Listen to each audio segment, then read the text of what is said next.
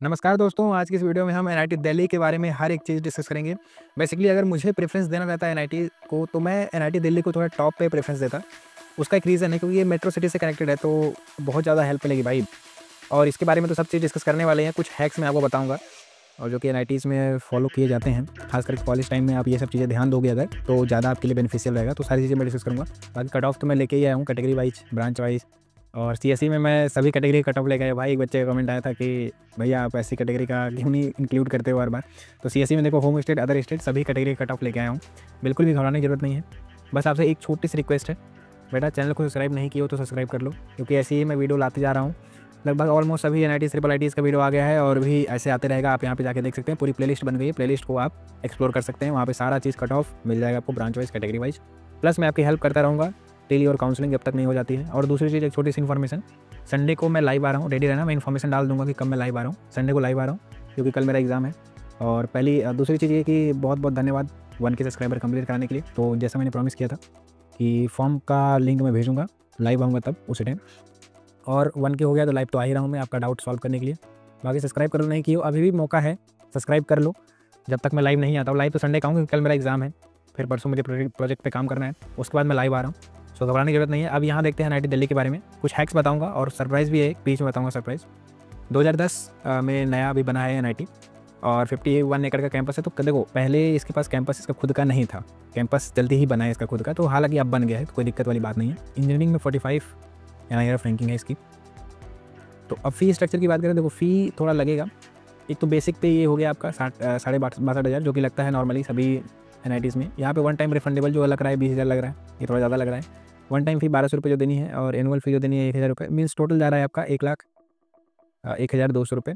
यहाँ इतना जा रहा है 1 लाख के आसपास मान लो। और फ़ी स्ट्रक्चर जो हॉस्टल का है, हॉस्टल चार्ज पर सेमेस्टर 18,000, कॉशन मनी और मेस का जो है वन टाइम रिफंडेबल 10,000 आपको देना पड़ेगा। तो यहाँ 38,000 है पर सेमेस्टर का। ले दे के आप मेस चार्ज पकड़ के अप्रॉक्सीमेट 50 तक ले जाओ इसको, मीन्स ओवरऑल लग रहा है 1.5 लाख। अब मेरी बात सुनो, बहुत जगह हॉस्टल में ऐसा सिस्टम रहता है ना, जैसे कि जितना टाइम आप खाना खाओगे मीन्स उतना ही पे करना है। क्योंकि जब आप हॉस्टल में एंट्री करोगे खाने के लिए, देखो पहले जब स्टार्टिंग में कॉलेज खुलता है तो उस टाइम ज़्यादा स्ट्रिक्ट रहता है सिस्टम, थोड़ा दिखाना पड़ता है हमें। तो उस टाइम पे प्रॉपर आपकी एंट्री होती है, आपका नाम लिखा जाएगा, आप रूम नंबर लिखोगे, फिर साइन करोगे, तब जाओगे खाना खाने के लिए।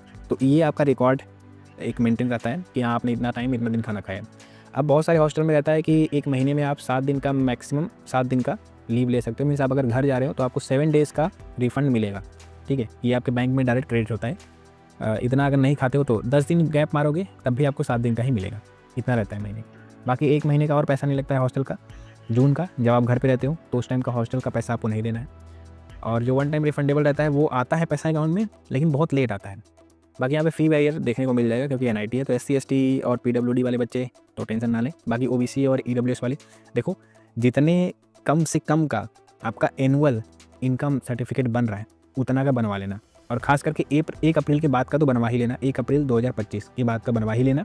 और जितना कम से कम का बन रहा है उतना कम से कम का बनवा लेना। वहाँ पे स्मार्ट बन के 8 lakh 10 lakh annual income show मत करना, ये मैं पर्सनली आपसे रिक्वेस्ट कर रहा हूँ। जितना कम से कम होगा उतना ही बनवाना। अब यहाँ पे CSA कट ऑफ देखते हैं। देखो इसको मैं जो सरप्राइज़ की बात कर रहा था, पहली बात ये कि मैं लिंक भेजूँगा गूगल फॉर्म का टेलीग्राम पे, वहाँ पे डायरेक्ट जाएगा, वहाँ पे फॉर्म फिल कर देना। दूसरा, लाइव आ रहा हूँ तो बहुत सारी चीज़ें डिस्कस करने के बाद में फिर वहाँ पर भी लिंक भेजूँगा, दोनों जगह लिंक भेजूँगा। फॉर्म भर दो, फ्री काउंसलिंग सपोर्ट का फॉर्म है, आप भर सकते हैं, कोई दिक्कत वाली बात नहीं है।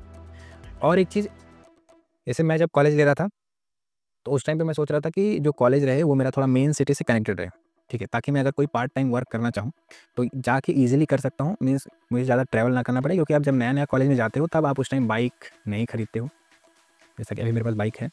तो जब आप नया नया जाते हो तो फर्स्ट टाइम बहुत प्रॉब्लम रहती है, और हमें रहता है कि हम थोड़ा बहुत पार्ट टाइम इनकम अगर जनरेट कर पाएँ तो हमारा खर्चा चल जाएगा और थोड़ी बहुत इन्जॉयमेंट भी हो जाएगी, खाने पीने का भी हो जाएगा अच्छे से। अगर जिम ज्वाइन करते हो तो बहुत खर्चा लगता है भाई, बहुत ज़्यादा खर्चा होता है। तो ये सब चीज़ें निकल जाए, इसकी वजह से मैं ये सब खोज रहा था। बट कॉलेज में आप इतना बिजी हो जाते हो, कोई मिलता नहीं है। और अगर आप मेट्रो सिटी में रहते हो तब आपको चांसेस हैं वहाँ पे जॉब इजीली मिल जाए। मुंबई में कॉलेज हो गया, दिल्ली में कॉलेज हो गया, तो आप ले लो इजीली आराम से। अब यहाँ पे कट ऑफ का जरा बात कर लेते हैं। यहाँ पे देखो होम स्टेट का बेनिफिट आपको मिलेगा अच्छा खासा अदर स्टेट के हिसाब से। अभी कैसे मैं दिखाता हूँ, होम स्टेट ओपन में कितना गया है, 17,000 गया है, ऑल इंडिया रैंक में दिखा रहा हूँ। वहीं अदर स्टेट ओपन में 9,000, सीधे ऑलमोस्ट हाफ हो गया है, ठीक है। तो बेनिफिट मिलेगा होम स्टेट वालों को, तो होम स्टेट वालों को बेनिफिट मिल रहा है अगर दिल्ली में, तो आप बेनिफिट लो, छोड़ना नहीं। यही अगर फीमेल की बात करें तो 29,000, लगभग 30,000, ठीक है, फीमेल को मिल रहा है गैप। तो इसका मतलब अगर ओपन में है तो 98.8 परसेंटाइल इज योर सेफ, ठीक है। होम स्टेट के लिए। अदर स्टेट के लिए तो भाई 99.5 लाओ, तब जाके एंट्री मिलेगी यहाँ पे CSE में ओपन कैटेगरी। अब EWS की बात करें, PWD भी अपना देख लें, 3 लाख के आसपास गया है। अब EWS कैटेगरी बात करें 31,000 यहाँ गया है, फीमेल के लिए 36,000 गया है, OBC NCL 33,000 और यही फीमेल में देखो 1,09,000। कितना अच्छा होम स्टेट बेनिफिट मिल रहा है फीमेल के लिए, क्योंकि फीमेल का कोटा रहता है वहाँ पे, तो कितना अच्छा बेनिफिट मिल रहा है 39,000 से लेके 1,09,000 तक। और यही अगर हम अदर स्टेट की बात करें OBC NCL, तो ये गया है 14,000 और फीमेल के लिए गया है 26,000। 14 मतलब समझ रहे हो, 99 परसेंटाइल रहना चाहिए भाई, तभी जाके एडमिशन होगा। 26 मतलब लगभग 98 होना चाहिए, तब जाके फीमेल में आपको एडमिशन मिलेगा। अब अगर हम बात करते हैं SC कैटेगरी की होम स्टेट में, तो 79,000 और यही फीमेल के लिए 1,37,000। तो अब SC कैटेगरी अपना सेफ जो परसेंटाइल एक एज्यूम कर सकते हैं 94 अगर आपका परसेंटाइल है तो आपको यहाँ पे CSE अलॉट हो जाएगी, जो कि एक डिसेंट सा बहुत अच्छा कॉलेज है। और ST कैटेगरी की बात करें तो 2 लाख गया है लगभग ऑलमोस्ट। तो अब ST कैटेगरी वाले बच्चे 84 परसेंटाइल अगर उनका है ST वाले मेल में, तो आराम से आप सेफ हैं एकदम, आपको यहाँ पे कॉलेज अलॉट हो जाएगा CSE में, घबराने की जरूरत नहीं है, चांसेस बहुत ज़्यादा है मिल जाएगा। वही फीमेल की बात करें ST में होम स्टेट 1,94, क्योंकि ST कैंडिडेट जो होंगे उनका ज़्यादा यहाँ पे बेनिफिट नहीं मिल पाया है, सीटें फुल हो गई, कोई कंपटीशन रहा होगा उसमें।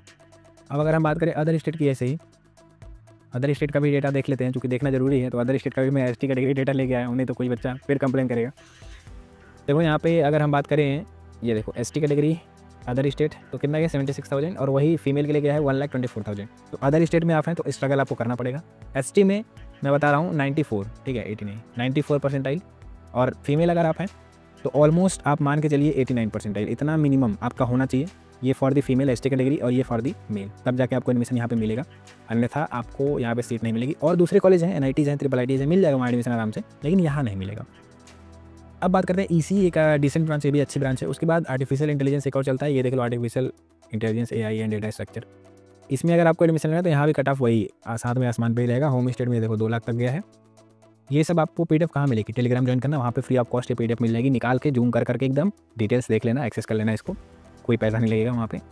SC कैटेगरी अदर स्टेट में देखो 81,000, OBC NCL में 14,000। तो OBC NCL अपना मिनिमम अगर डिसेंट ब्रांच चाहिए तो 98.5 अदर स्टेट में है, तो इतना तो लाना ही पड़ेगा बच्चा, तभी आपको यहाँ एडमिशन मिलेगा। EWS वाले अदर स्टेट में है, देखो अदर स्टेट 10,000, EWS वाले भी लगभग 99।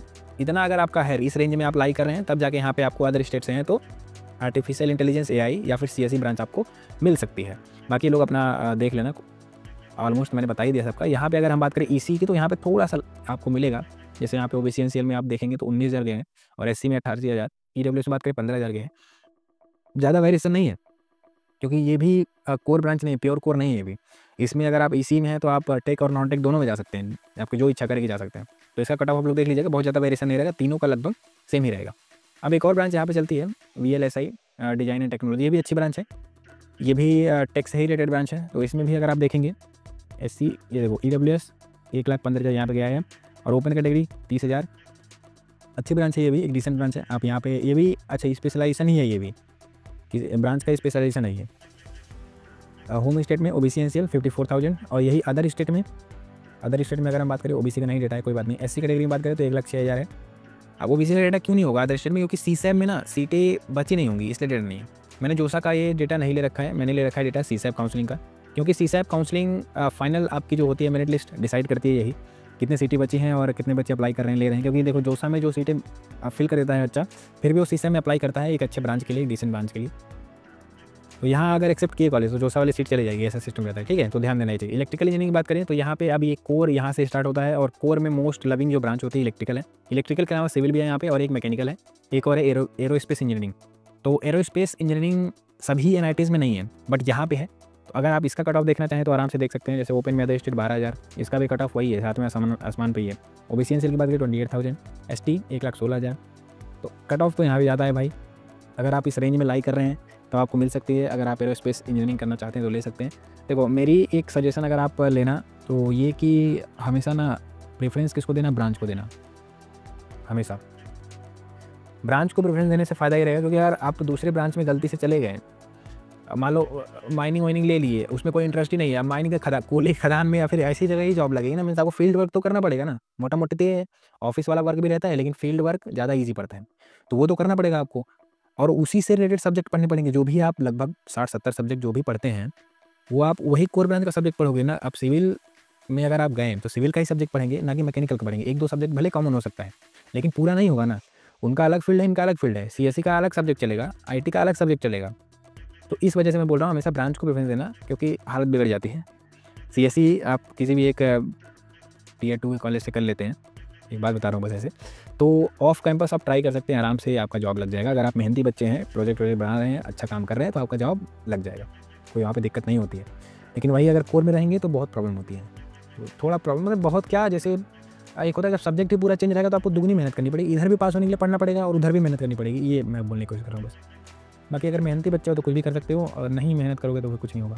ओपन में होम स्टे की बात करें 77,000 गया है, सिविल में आप देख लो यहाँ पे हाई जा रहा है, ये डिसाइडिंग फैक्टर बनता है आपका एक अच्छी ब्रांच में।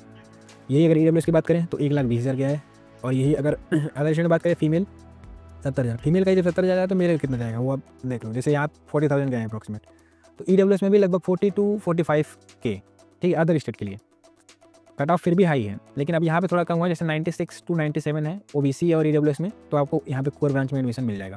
कहने का मतलब ये है। अगर वहीं यहाँ पे एससी का देखें और एसटी का देखें तो एससी कैटेगरी में 1,87,000 और एसटी कैंडिडेट 2,65,000। 2,65,000 मतलब अब 80 से भी नीचे चला गया, इतना कम परसेंटाइल है, फिर भी यहाँ पे आपको एंट्री मिल जाएगी एसटी कैटेगरी। और एससी कैटेगरी में 1,87,000 लगभग गया है, 85 या अराउंड है आपका, तो एडमिशन हो जाएगा, कोई दिक्कत वाली बात नहीं है, आराम से हो जाएगा। 85 हल्का प्लस है, उतना रेंज में आ रहे हैं। तो अब फीमेल का भी देखो यहाँ पे बेनिफिट मिला है अच्छे से। तो कुल मिला जुला के बात इतनी है। इसका कट ऑफ आप देख लेना, मैकेनिकल भी हाई कट ऑफ गया है। यहाँ पे दो चीज़ें एक अच्छी हैं। पहली चीज़ अच्छी है कि देखो, एक तो होम स्टेट वालों को बेनिफिट मिल रहा है, ये चीज़ अच्छी है अदर स्टेट के मुकाबले। दूसरी चीज़ ये अच्छी है कि ये मेट्रो सिटी से कनेक्टेड है, ठीक है, मेट्रो सिटी से कनेक्टेड है, तो आपको बहुत सारी चीज़ों के लिए स्ट्रगल नहीं करना पड़ेगा।